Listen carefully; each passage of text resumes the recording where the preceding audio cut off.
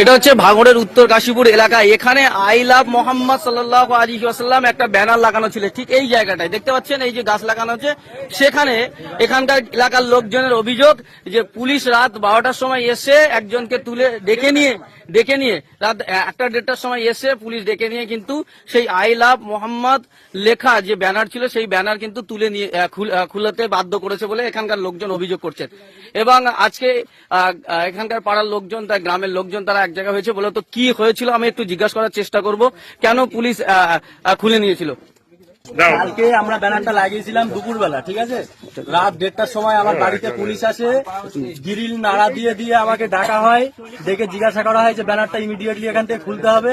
আমি বললাম কারণ কি হয়েছে স্যার? বলছে এখানে হিন্দুরা বসবাস করে, এখান থেকে ব্যানারটা থাকলে অসুবিধা, এটা তোরা বাড়ির ধারে গিয়ে লাগা।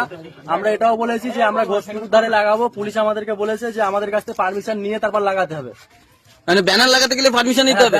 এখানে তো হিন্দু মুসলিম সব একসাথে বসবাস করে। এটাও বলেছে যে তোরা এখানকার স্থানীয় কিনা, তোরা এখানে কটা ঘর বাস করিস, তোদের টাইটেল কি, হ্যাঁ সমস্ত আর কি পুলিশরা আমাদেরকে এরকম প্রশ্ন করেছে।